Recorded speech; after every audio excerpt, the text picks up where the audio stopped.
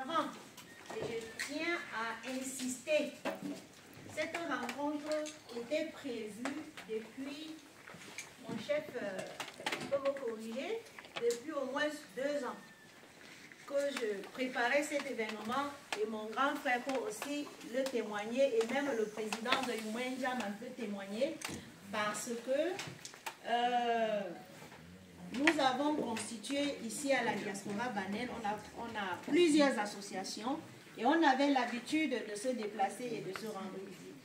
Mais à cause, je ne peux pas dire grâce, à cause de plusieurs événements malheureux qui se sont succédés dans ma vie, j'ai toujours repoussé ce grand rendez-vous de pouvoir accueillir aussi mes frères à Montpellier. Chaque année, j'ai repoussé, Mais depuis 2 ans, je me suis dit, à un certain moment, il faut le faire. Il faut aussi recevoir la grande famille à Montpellier. Parce qu'on a dit, ouais, même à Montpellier, on dit la reine, tu es la reine, mais voilà.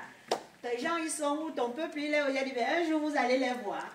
Vous allez les voir et parce que c'est tout à fait normal.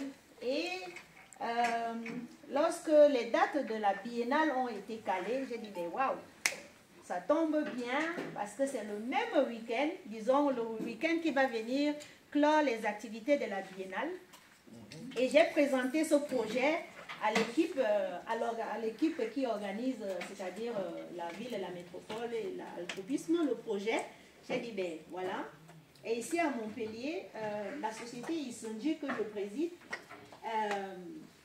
a développé ce qu'on appelle la semaine culturelle des Afriques. Et on a 5 piliers, il y a les conférences, il y a le marché africain, il y a les soirées cinéma-débat, il y a les conférences. Alors, j'ai réservé la place conférence pour cette rencontre. Donc, mon projet tournait donc autour de la conférence.